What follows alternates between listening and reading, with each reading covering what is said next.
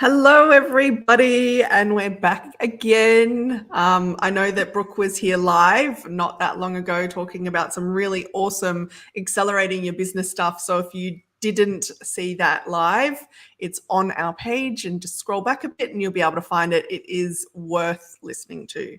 How are you, Brooke? I'm well, thanks, Laura. How about yourself? Yeah, not too bad. It's a beautiful day. So we've been having a number of conversations with people offline about, what acceleration in business and growth and wealth and all of that looks like. And we've come in here today to answer questions, but two, to talk about a few different things so that whoever's watching this can run with it. So if you are here live, chuck stuff in the comments, say hello. If you're on the replay, once you're watching the replay, #replay, so we know you've seen it. If you have any questions, pop them in and we will answer them.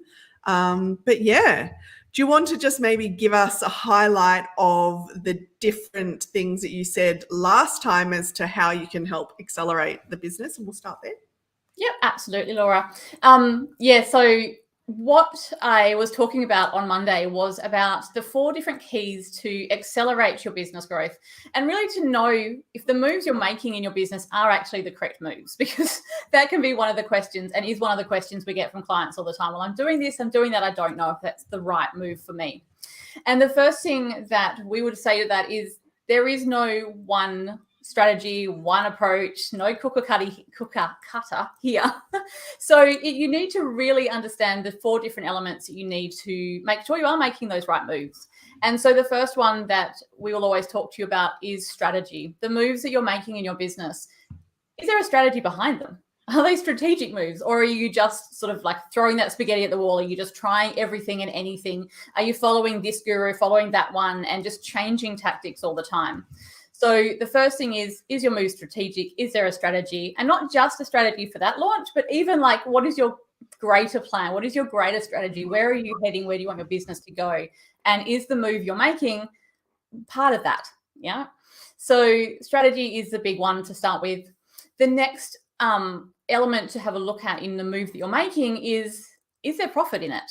Are you actually making any money in the move that you're making, whether that is launching something, whether that's your pricing, whether that's creating a new group program, whatever it is there profit? Have you even looked at the profit and what that looks like for you?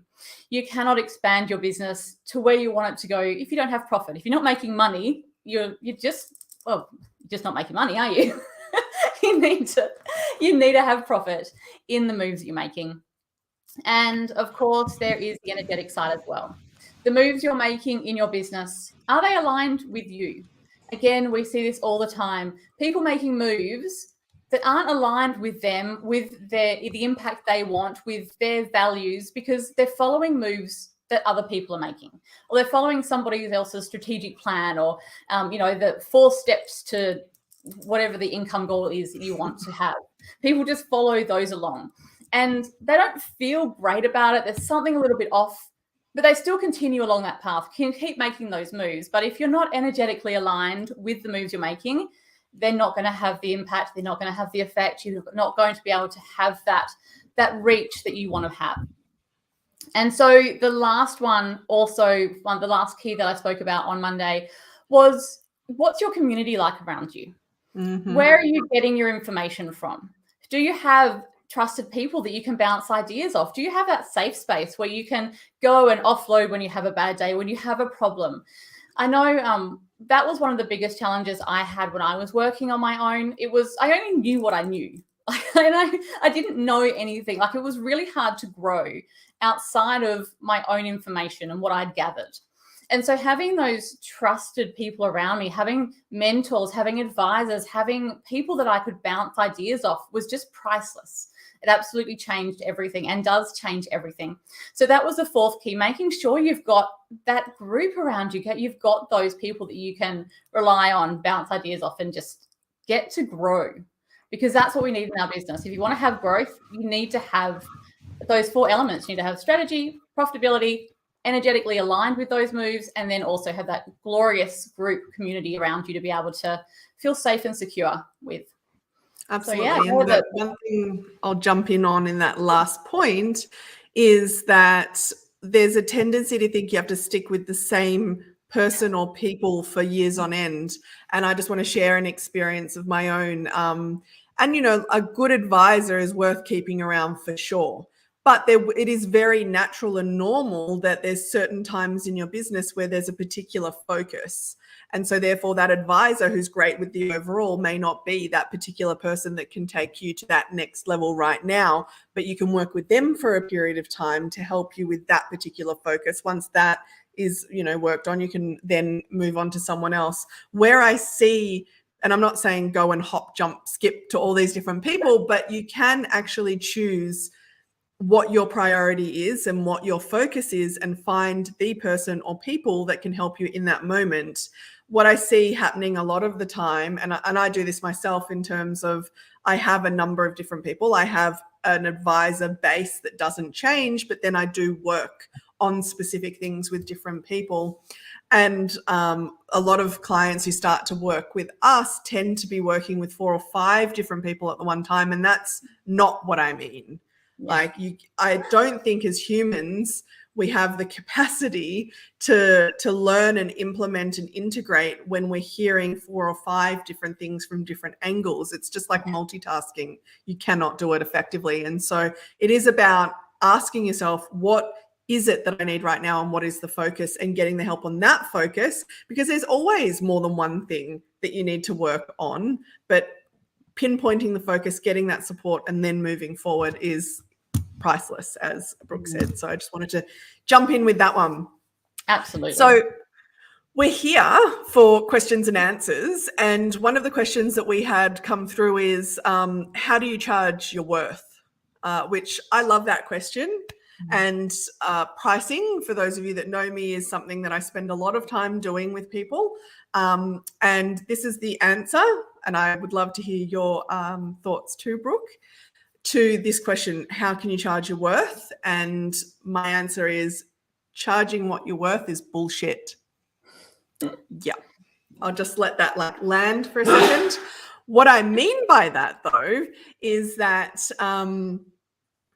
charging what you have in your business, whether it's a product or a service, is different to what your worth is. And so I'm not saying who gives a shit about what you're worth, because that's not what I'm saying, but I don't believe they're connected. Yes, the underlying money relationship is important. The way that you feel and about your business and how you charge is something to work on. But does it mean that you should feel worthy to charge a particular price? No.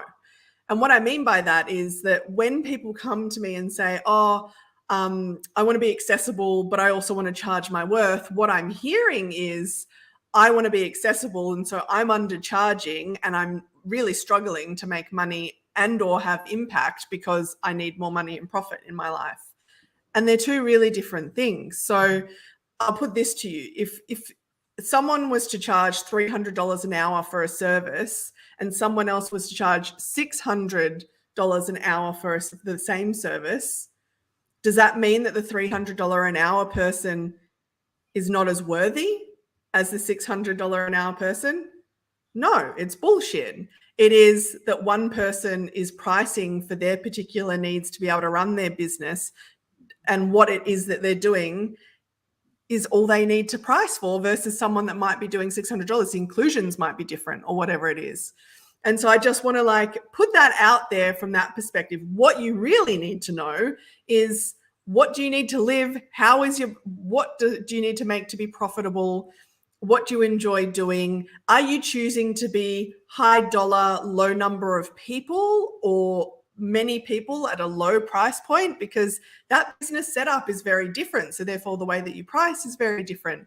And what I really want to see is people charging so that they're sustainable, so that they can do more. But anyway, I could keep going. Brooke, did you have any thoughts?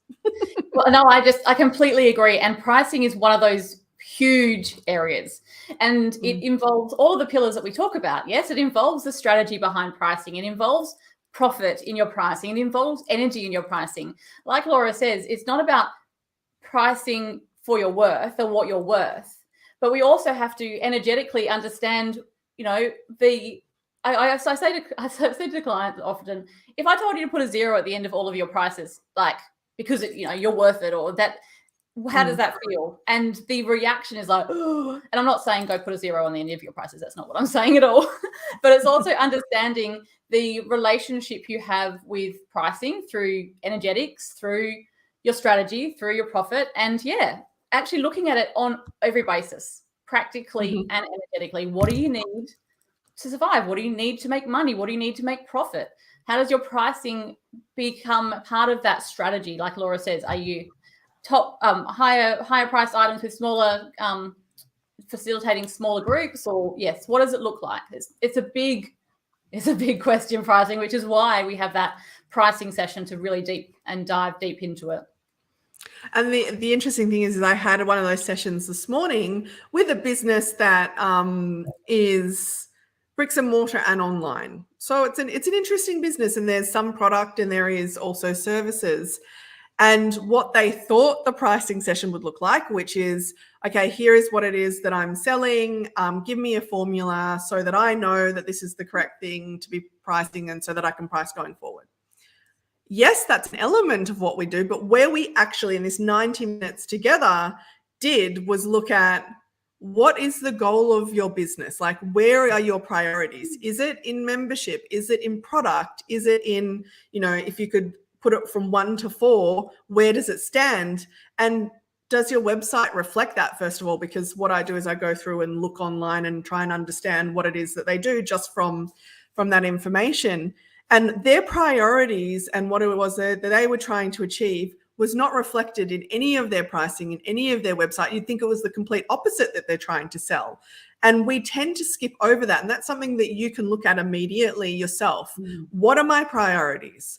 What thing or service offering or product can I be selling right now that's going to, you know, if it's to have impact in the world, or to regulate an industry that's unregulated, or to decrease anxiety of, you know, people in the world so that it's a better place, or to, you know, whatever that is, identifying that, and which of your offerings support that. All of them do, I know, and I'm not saying do only one thing, but there's a priority. Or looking at it like, if a person was to first meet you and your business, what is the one thing that they could do that would have the biggest impact for them? And then they can go and do other things with you, because we often don't think of it that way. But it then confuses people, because you've got a million other things on your website and you're like, all right, cool, I want to do it all. Don't know which one's right for me. I'll come back. And overwhelm hits and head goes in the sand, and no action is taken. And I love that what you were saying there, Laura. What do I do? What is my service or my product that is needed the most for my audience? And I also want to add to that, like, what is your product or your service that brings you the most joy as well? Yeah. Because, I mean, let's be honest, that's got to be a huge part of why we're in business and why we do what we do. And that really is changing the paradigm, because for years we have been told, you know, you just get a job, you just do what you can do, work as hard as you can, earn the money that you can, without having that element of love. And if you are an entrepreneur, if you're doing and you're running this ship, you get to choose and do something, making sure it's something that you love, that you're aligned with, and yes, that your clients really need as well, making that impact. Absolutely. And I know that a number of people out there say do the one thing, and I'd like to talk to that for a minute, because yes, doing the one thing means that you're focused on something and you can test and measure and course correct and get feedback and learn things, especially if you're newer to business. And it's a lot clearer for you as the business owner to know whether or not it's a viable thing. But I also understand that we're multi-passionate and we've got a number of things that we're amazing at and could come at different, you know, ways of helping people. But unless you're clear on how each of these things can help your clients and that it's done in a clear way, it's easier to start with one thing. But I fully understand what it is to have multiple things. Like, I run 4 businesses, and, you know, I have a conversation with someone and they say, how can I help? And it's like, what's your biggest problem? Do you know what I mean? Like, I do totally understand and embody the whole, we could do pricing, or I could do a rapid transformation session, or we could go into sacred money archetypes, or do you know what? I could just listen to you if you just need to be able to offload and get, do you know what I mean? Like, I'm making a point here in terms of you can do more than one thing, but you need to be clear. And it's the lack of clarity that really gives you this bigger stress. Yeah. And because it also stresses out your clients or your potential clients, your audience. If they don't know what the tangible outcome is going to be for them, why are they going to spend money? Why are they going to hand you their money? They might go, oh, I just felt like I needed to be in your space, which can happen, but it's not going to happen on that regular basis that you're going to want and need. You need to give them a tangible outcome. You need to know, like Laura was saying, where do they start and where are you taking them to? What is that outcome? Yeah. Absolutely. So I want to give you 3 different strategies to think about when it comes to your pricing. The first being, if you have too many pricing options for what it is that you're offering on your website or available to the public, choose less. Doesn't mean you shouldn't have multiple pricing options, but what is the easiest way for a person to access your services? And then if you have other pricing options, and I'll give you an example of what I mean. Let's say you have a membership and the membership is X per month, and then you could have a quarterly option, and then it might be a biannual option, and then it might be a annual option. And if you have X number of people all signing up together, then maybe it could be a different price. You could see how this could be really confusing. So the membership is still the same thing, but you've got way too many pricing options. And so a person will either not commit because it's too many, or you are unsure of whether the pricing's right or not because you're not seeing the sign up that you expect, or you've made it too accessible. And I know that seems crazy, but if I was to rock up to a website and I could have quarterly and biannually and annually and monthly and that sort of thing, I'd kind of be like, well, especially if I don't know you, I'd probably go for the monthly option only because it's the least amount of pressure for me to say yes to you. And so that's really good intel. Monthly it is. But I'm also the type of person where if I know and trust this person a bit more, well, I want the best price option, and that's annually. So scrap everything else. It doesn't mean you can't offer it to people as if requested, or that you don't have a pricing menu for yourself. But on, the public facing, when talking to people, talk about the things that majority of people want to do. And then you'll find that the pricing decisions are much better for yourself.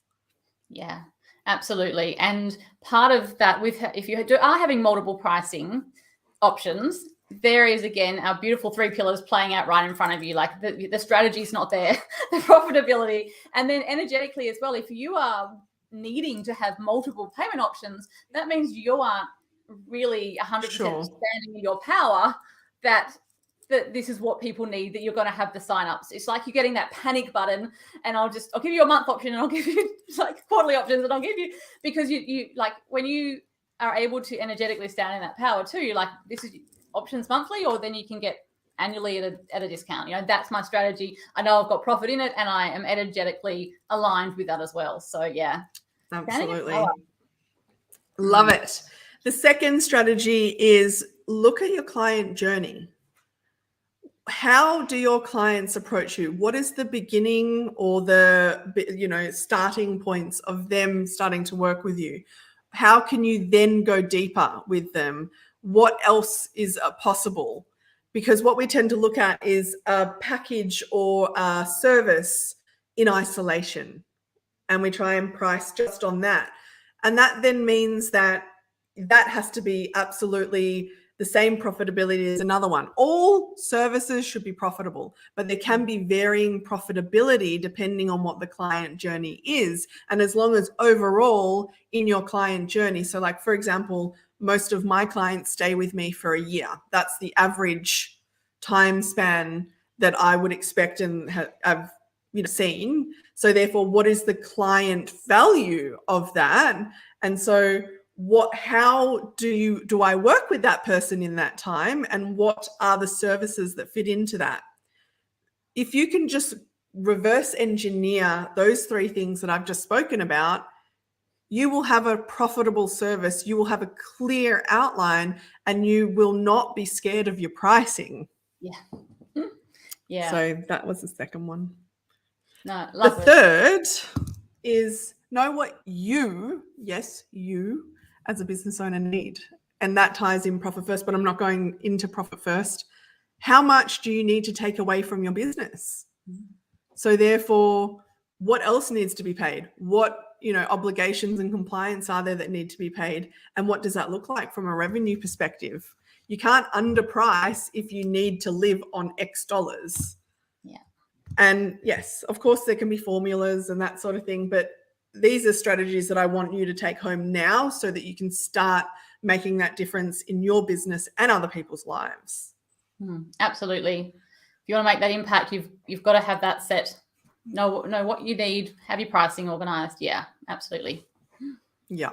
So I have obviously spoken about this for way too long now because I've realized how long we've been on this live. Did you want to tell people, we've been saying that we want to help you, give you some free education, tell you what it is that, different ideas that you could explore for yourself. So Brooke, did you want to tell people some other ways that they can get some support from us or free resources?